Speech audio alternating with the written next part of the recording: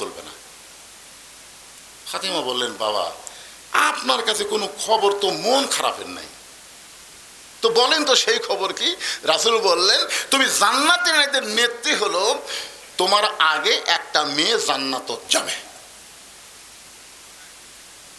যেই কইছে তুমি জান্নাতের মেয়েদের নেত্রী হলে কি হবে, তোমার আগেও একটা মেয়ে জান্নাত যাবে। সঙ্গে সঙ্গে ফাতেমা বলে, বাবা এটা আল্লাহর কেমন কথা? আমি জান্নাতের নেত্রী হলাম আর আমার আগে একটা মেয়ে জান্নাতে যাবে, এই মেয়েটা কে গো বাবা, তার পরিচয় কি? রাসূল বলেন, ফাতেমা ওই যে একটা পাহাড় দেখতেছে, বলে হ্যাঁ, ওই পাহাড়ের পাশে একটা জঙ্গল, জঙ্গলের সামনে ছোট্ট একটা বাড়ি, ওই বাড়িটা হলো একটা কাঠুরিয়ার বাড়ি, ওই কাঠুরিয়ার বিবি জামিলাকে আল্লাহ তোমার আগে জান্নাত দিবে। আপনারা তো সুবহানাল্লাহ বলেন, কিন্তু ফাতেমা সুবহানাল্লাহ। ফাতেমা ছোট বাচ্চার মতন কান্দে বলে, বাবা সাধারণ একটা কাঠুরার বিবি জামিলা এমন কি আমল করলো বাবা, যে আমল করার কারণে আমার আগে আল্লাহ তাকে জান্নাত দিবে? আপনি একটু বলে দেন বাবা, আমিও সেই আমলটা করবার চাই, জান্নাতের নেত্রী হব আর সবার আগে জান্নাতে যাব না, এটা আমার জন্য বড় বেমানানো হবে। রাসূল মুস্কি মুস্কি হাসে, জান্নাতের নেত্রী হবে আবার সবার আগেও জান্নাতে যাবে, দরকার হলে যত কঠিন আমল হোক না কেন তারপরও করবে। জোরে করো সুবহানাল্লাহ।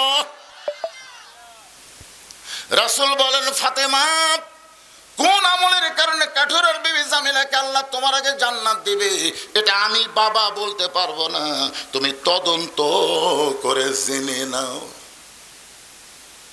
আসরের নামাজের পরে ফাতেমা চুপি চুপি ওই কাঠুরার বউ জামিলার বাড়ির দরজায় গিয়ে বলে, জামিলা আমি নবীর মেয়ে ফাতেমা, মেহেরবানি করে একটু দরজা খোলো। জামিলা দরজায় ছোট বাচ্চার মতন কান্দে। ফাতেমা বলে, জামিলা কান্দার কারণ? বলে, আমার সারা জীবনের সাধনা একটা বার শুধু নবীর মেয়ে ফাতেমাকে দেখতে চাই। জামিলা বললেন, দরজা খুললেই দেখা হবে, কান্দার দরকার নাই। ফাতেমা বলতেছে, জামিলা দরজা খুললেই দেখা হবে, কান্দার দরকার নাই। জামিলা বলে, ফাতেমা কান্দার কারণ হলো আমার স্বামী এখন বাড়িতে নাই, স্বামীর হুকুম ছাড়া ফাতেমার জন্য দরজা খুলতেও আমি বড় ভয় পাই। ফাতেমা কই, ওরে বাবা রে, স্বামীর হুকুম ছাড়া ফাতেমার জন্য দরজা খুলতে? হে মায়েরা, আজকের অধিকাংশ মা স্বামীক মানে না, কথা কন না কেন? আপনাকে যাত্রাপুরের খবর আপনারাই ভালো জানেন। ওরে মোশন রে, খালি খালেদা হাসিনা প্রধানমন্ত্রীরা প্রত্যেকটা বাড়ি বাড়ি একটা করে প্রধানমন্ত্রী হচ্ছে। ধরে কোন কথা ঠিক কি না? ওর বাপ, ওর ভাই, ওর বোন আইলে দেখেন কি হারে করে, আর আপনার বাপ, আপনার ভাই, আপনার বোন আলে ওই ঘুম পাড়ায় চাপাত খালি জুতার লাগতে। ধরে কোন কথা ঠিক করে? তোর বাপ মালে তুই এত করিস আর আমার বাপ মালে তুই দেখ। বেশি কথা করলে কি গরম হয়ে যায়? জামিলা বললেন, ওগো নবীর মেয়ে ফাতেমা, আজকে আপনার জন্য আমি ঘরের দরজা খুলতে পারবো না, কারণ স্বামী আমার বাড়িতে নাই, স্বামীর হুকুম ছাড়া দরজা কেমনে খুলবো? তবে আজকের মতো আপনি ফেরত যান, আগামীকাল যদি এই সময় আসেন, আসা মাত্রই আমি দরজা খুলে দিব, কারণ রাতের বেলা স্বামীর কাছ থেকে আপনার জন্য দরজা খোলার হুকুম নিব। ফাতেমার আগ্রহ বেড়ে গেছে। যেই মেয়েটা স্বামীর হুকুম ছাড়া ফাতেমার জন্য দরজা খোলে না, এই মেয়েটা আমার আগে কোন আমলের কারণে জান্নাতে যাবে বাড়ির মধ্যে ঢুকে আমার দেখাই লাগবে। আপনারা কোন আগ্রহ বাড়বে না কমবে? ফাতেমা বললেন, জামিল অবশ্যই আগামীকাল এই সময় তোমার বাড়ির দরজায় আসবো ইনশাআল্লাহ। ফাতেমা চলে গেলেন। পরদিন বিকেল বেলায় যখন জামিলার বাড়ির দিকে রওনা দিয়েছে, এমন সময় ছোট্ট একটা বাচ্চা ফাতেমার সামনে দাঁড়ায় বলে, মা গতকাল বিকেল বেলা কোথায় গেছিলেন?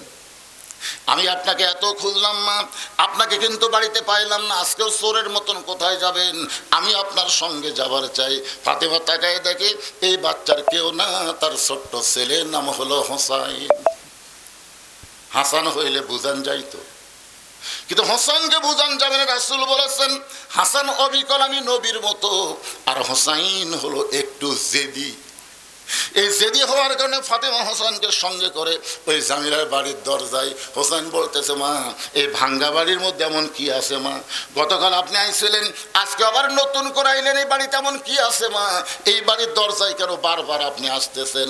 ফাতেমা বলে, জামিলা তুমি কি দরজা খুলবা না? জামিলা বলতেছে, 1 ঘন্টা হলে দাঁড়িয়ে আছি, আসা মাত্রই দরজা খুলে দিব।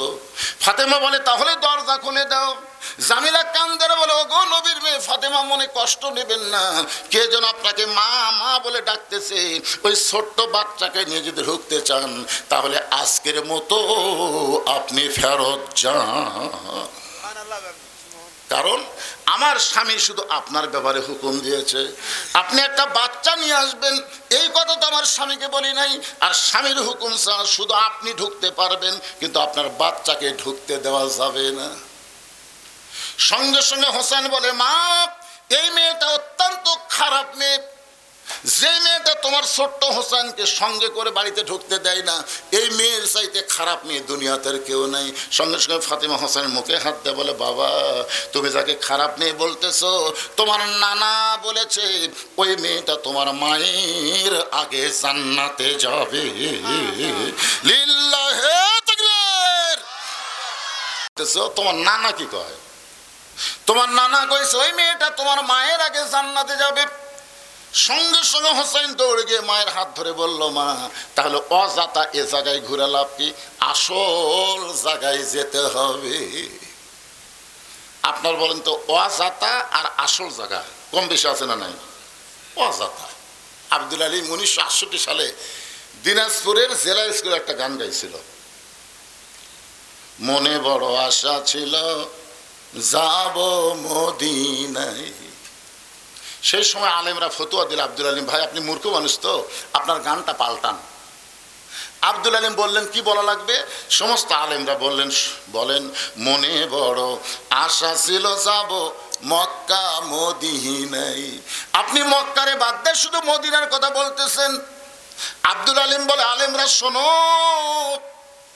ওই মদিনার মানুষটাকে যদি কলিজার মধ্যে জায়গা দিবার পারো, ওই মদিনার মানুষটার সুন্নত আদর্শ যদি আমল করো, তাহলে শুধু মক্কা না, মক্কার মালিক আল্লাহ পর্যন্ত তোমার হয়ে যাবে।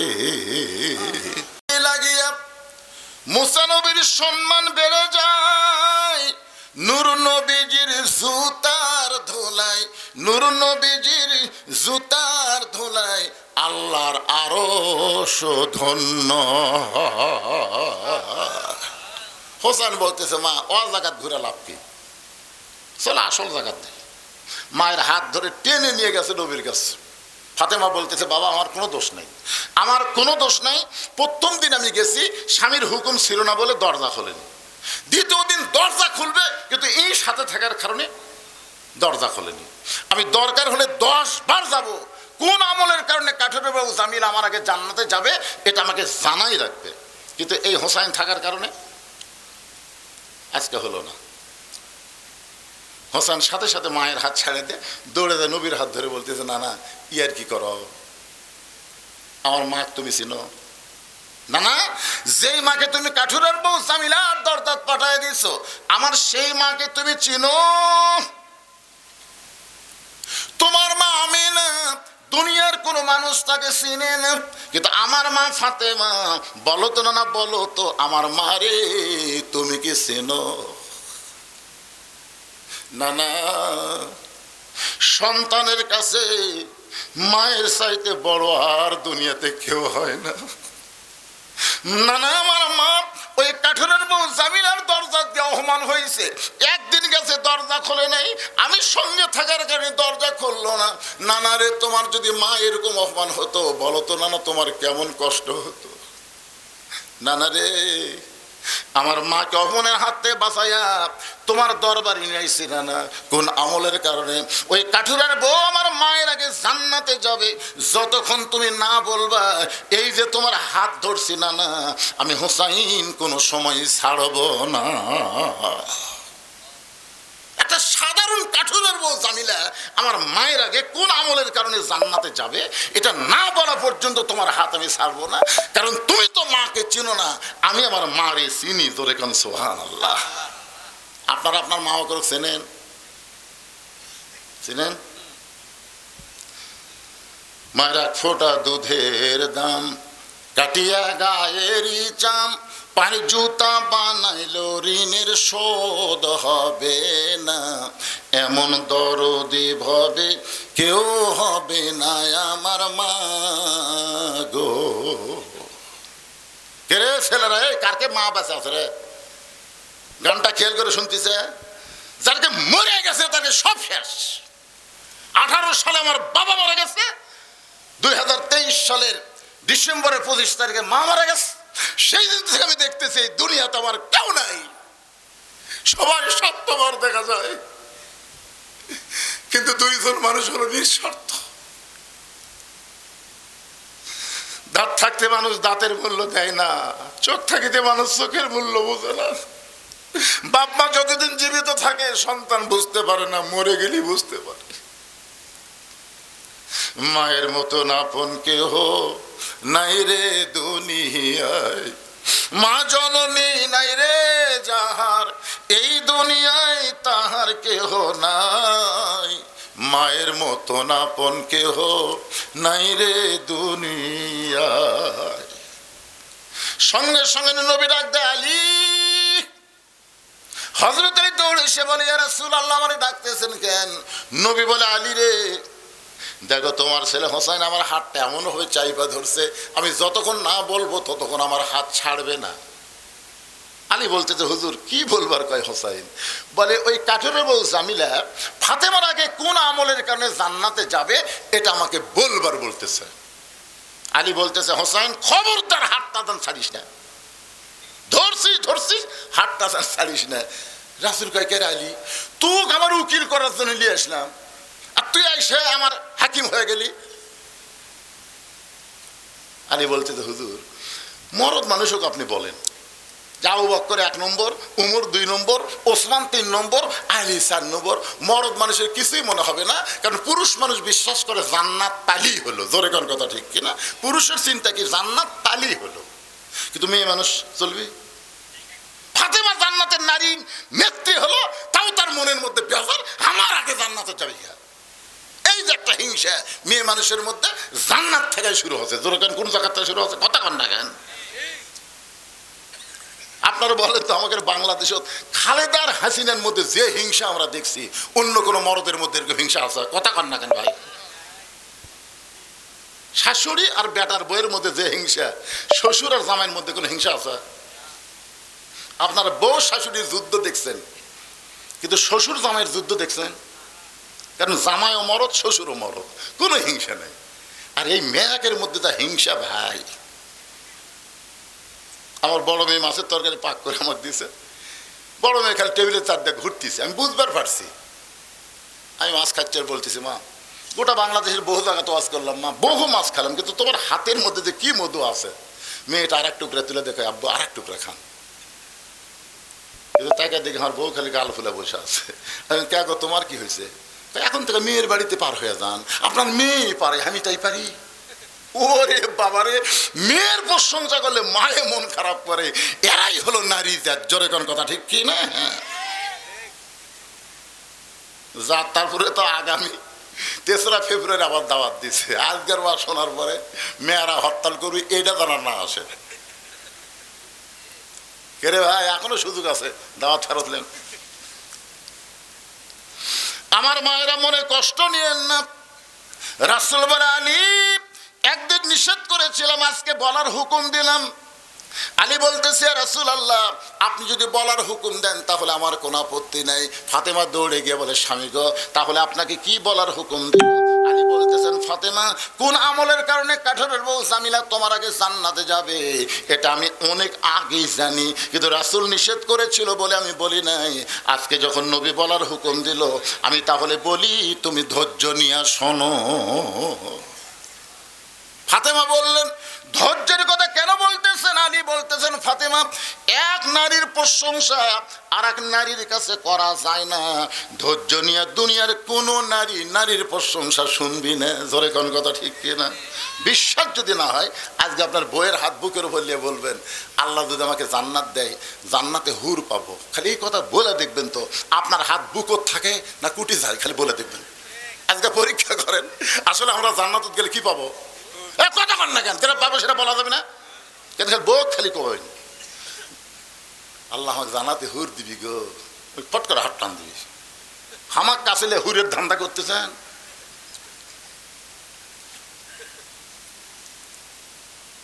ফাতেমাকে আলী বলতেছে একটু ধৈর্য ধারণ করা লাগবে, কারণ কোন আমলের কারণে ওই কাঠুরের বউ তোমার আগে জান্নাতে যাবে এটা শুনবার গেলে ধৈর্য ধারণের দরকার আছে না নাই? সঙ্গে সঙ্গে ফাতেমা বললেন ইন্নাল্লাহ মা'আস সাবিরিন, ধৈর্যশীলদের সঙ্গে কে আছে? আরো জোরে বলেন। আলী বললেন ফাতেমা তাহলে শুরু করলাম। তোমার কি মনে আছে একদিন ঘরের মধ্যে দুপুর বেলায় তুমি আমার সামনে কান্নাকাটি শুরু করে দিলে, আমি চোখের পানি মুছে দিয়ে বললাম ফাতেমা কান্দার কারণ কি? তুমি কইলা স্বামী গো আপনার পকেট হাতায় দেখলাম একটা টাকাও নাই, ঘরের মধ্যে দেখলাম কোনো খাবার নাই, আমার বাবার বাড়িতে খোঁজ না দেখলাম আমার বাবার বাড়িতেও কোনো খাবার নাই, কিন্তু আপনি কি জানেন গো স্বামী আমার হাসান হাসান ক্ষুধার জ্বালায় কানতে কানতে ঘুমায় গেছে, এখন ঘুম থেকে চেতন পাইলে উঠেই খাবার চাবে, কিন্তু ঘরে কোনো খাবার নাই, আমার দুইটা সন্তান যদি খাবার জন্য কান্দে আপনার কষ্ট না হলেও আমি মা কিন্তু সহ্য করতে পারবো না। আলী বলে ফাতেমা তাহলে তুমি কি বলবার চাও? ফাতেমার সঙ্গে সঙ্গে একটা ওড়না বের করে স্বামীর হাতে দিয়ে বলে স্বামী গো এই ওড়নাটা আমি যত্ন করে রেখেছি, আমি মাঝে মধ্যে পরি, আর ওড়নাটা পরবো না, আমার বড় পছন্দের ওড়না, এই ওড়নাটা আপনাকে দিয়ে দিলাম, এই ওড়না বিক্রি করার যে টাকা হবে সেই টাকা দিয়ে আজকের মতো আপনি খাবার নিয়ে আসবেন। হযরত আলী বলে ফাতেমা তোমার ওড়নাটা আমার পকেটের মধ্যে ঢুকায় দিয়ে আমি বাজারের দিকে রওনা দিলাম, আমার মনের মধ্যে কোনো শান্তি নাই, কারণ আমার বিবির ওড়না আজকে বিক্রি করা লাগবে, যদি বিক্রি করবার যায় আর খরিদ্দার যদি হঠাৎ জিজ্ঞাসা করে ফেলে আলী ভাই ওড়নাটা কার, আর আমি যদি বলি আমার বইয়ের ওড়না, তাহলে পুরুষ মানুষ মাত্রই মনে করবে যে এই স্বামী বইয়ের জিনিস বেচা খায়, এই স্বামী হলো দুর্বল স্বামী। আপনারা কোনদিন বইয়ের জিনিস বেচা খাচ্ছেন? খাননি? শ্বশুর বাড়ির থেকে যে বউ মালা পাচ্ছে সব ঠিক আছে? কথা কোন ঠিক আছে? খাবার বসা খালি বলতে হতে হলো না। বউ কয় কি হলো না গো? আমার জমির ধারে এক জমি আছে গো, ৮০,০০০ টাকা দাম, কিন্তু আমার ৬০,০০০ টাকা আছে, ২০,০০০ টাকার জন্য জমি হাত ছাড়া হচ্ছে। বউ বলতেছে ধৈর্য ধরেন, এ বছর না হলে সামনে বছর হবে। স্বামী বলতে তোর বাপের জমি, যে ধৈর্য লাগাই বছর আমাকে দিবি। বউ কয় এত রাগ করেন কে? বলে রাগ করার কারণ হলো তুই খালি দয়া করলি, তুই একটু দয়া করলে জমিটা হয়। বউ কয় আমি কি দয়া করবো? এই যে মালা গলার দিয়ে আমাকে ভাত দিচ্ছিস, এই মালা তোর বাপ বিয়ার সময় তোকে দিছে, এই মালার কোনো ঢপ আছে? সোনা আছে এটা আমি মানি, কিন্তু সাইজ নাই, কিন্তু এও এতদিনের পুরাতন মালা এটা চলে, এখন যে হয় তুই খালি পুরাতন মালা আমাকে খুলে দে। মুসলমানের বাচ্চা ভাত ছোঁয়া আদা করতেছি, আগামী বছর এই সময় তোকে 2 ভরি সোনার ডিজিটাল মালা বেড়া দেবো রে। এমন পোষ মারছে বুঝলেন, ওই মালা খোলা স্বামীর হাতে দিচ্ছে, স্বামী বিক্রি করে জমি লিছে 1 বছর, আর কোনো খোঁজ নাই। 1 বছর পরে মেয়ে বউ বলতেছে কে গো গত বছর এই দিন মালা খুলে দিলাম, 1 বছর হয়ে গেল, আপনি আমাকে 2 ভরি সোনার মালা দিবার চাইছিলেন। স্বামী বলতেছে তুই বলবি সে তোর ওয়াজ শুনিস না। বউ কয় বলবি সে তারপর কি ওয়াজ করছে? বলবি তো ওয়াজ করছে মেয়েরা কেবলমাত্র এক ব্যক্তির জন্য সাজতে পারবে, সেই ব্যক্তি হলো তার স্বামী, স্বামী ছাড়া কোনো পুরুষের জন্য সাজাই জায়েজ নাই। তাহলে তুই গলাত মালা দিয়ে কার সামনে রাখবো? তুই তো আমার জন্য মালা পরবি, তো মালা ছাড়াই যদি তোকে ভালো লাগে তো খামাখা মালার কি দরকার আছে? প্রেম হলো অন্তরের জিনিস। বউ কয় আল্লাহ রে, এর মতন সিটার তো দুনিয়াতে নাই। এইরকম কিছু স্বামী আছে না নাই? বইয়ের জিনিস বেচা খাই, ধরে বলেন কার জিনিস? আলী বলতেছেন ফাতেমা তোমার ওড়না বিক্রি করবার যায় বারবার আমার মনে হয় যদি খরিদ্দার হঠাৎ জিজ্ঞাসা করে ওড়না টাকার, আর আমি যদি বলি আমার বউ ফাতেমার, তাহলে অবশ্যই মনে মনে বলবে আলী দুর্বল হয়ে গেছে। আলী বলে ফাতেমা ওই ওড়নাটা পকেটের মধ্যে নিয়ে ঘুরতেছিলাম, বের করার কোনো সাহস পাচ্ছিলাম না, এমন সময় দিকে খরিদ্দার আমার সামনে এসে সালাম দেয়, বলে আলী ভাই আপনি মনে হয় কিছু বিক্রি করবেন?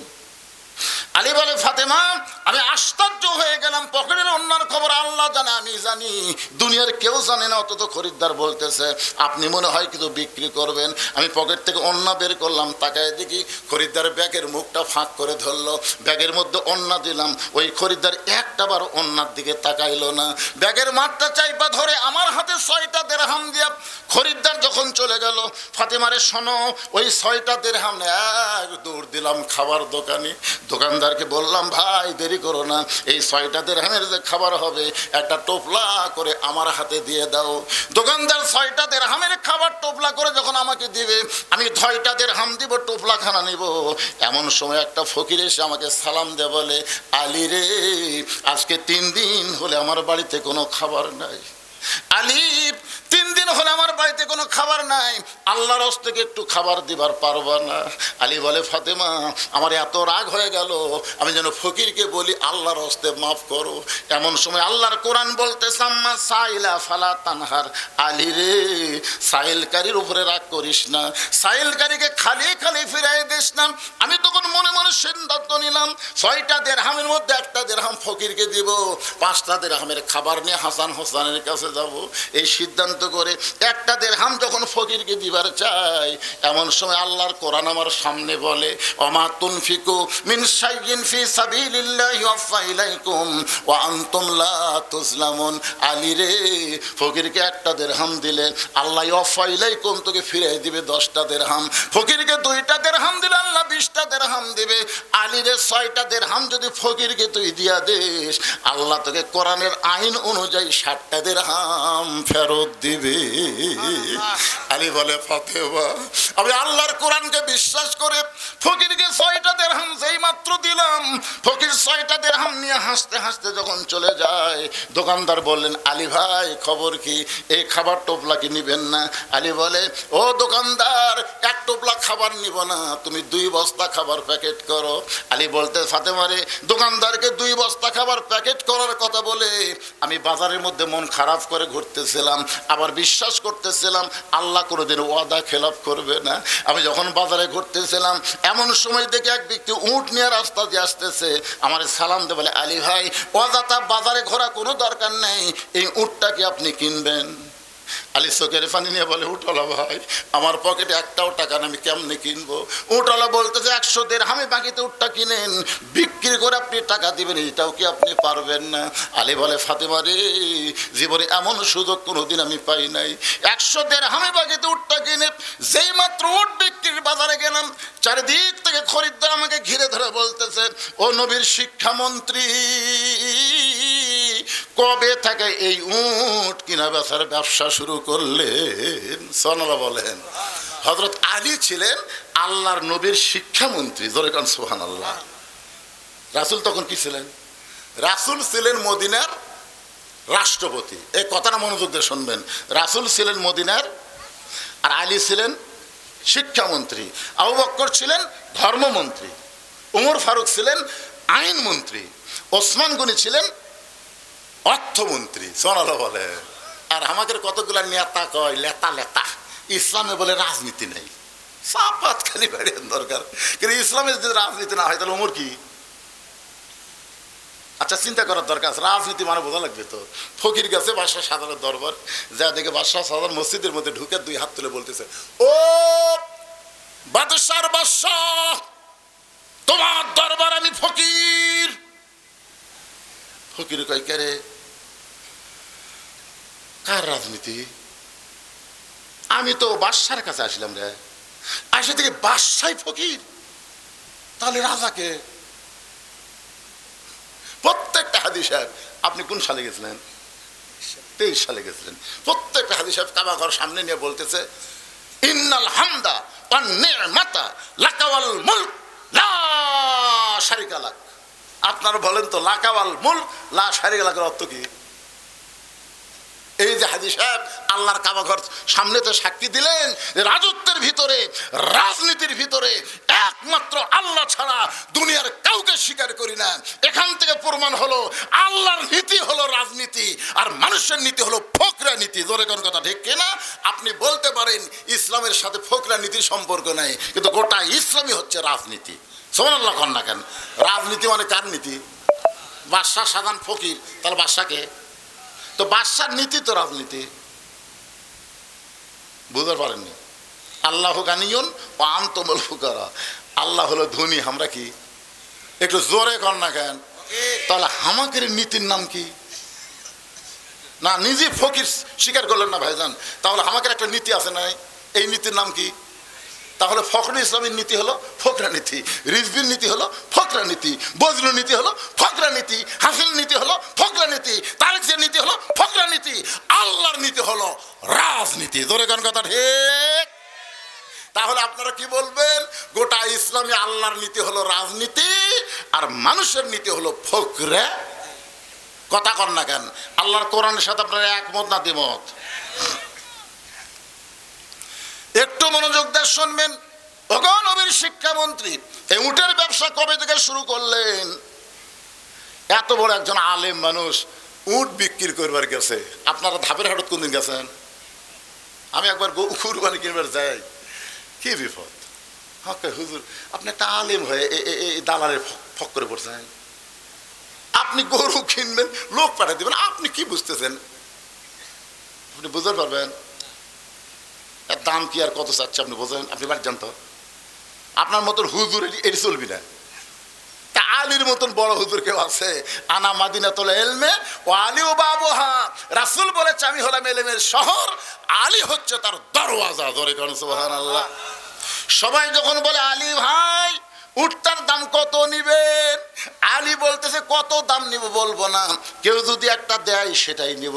একজন দৌড়েছে উঠে রশি ধরে বলতেছে দরদামের কি দরকার, 160 দিরহাম দিয়া দিলা। আলী বলে ফাতেমা উটলাকে 100 দিরহাম ফেরত দিয়ে বাকি 60টা দিরহাম এক দৌড়ে দোকানদারের কাছে। খবর কি ভাই? বলে আপনার কথা মতো 2 বস্তা প্যাকেট করেছি, দাম কত নিবা? বলে 60 দিরহাম দিলেই চলবে। 60টা দিরহাম দিয়ে 2 বস্তা খাবার কান্দে নিয়ে হযরত আলী যখন ফাতেমার দরজায়, সঙ্গে সঙ্গে দরজা বন্ধ হলো। আপনার বলেন তো স্বামী যদি দরজা যায়, দরজা খুলবি না বন্ধ হবে? ফাতেমা দরজা বন্ধ করে দিল। দরজা দিয়ে কোনো গল্পই চলতেছে না, জানলা দিয়ে বলতেছে অন্যা বিক্রি করার টাকা দেখি, অন্যা বিক্রি করার টাকা দেখি, এক টোপলা হবে।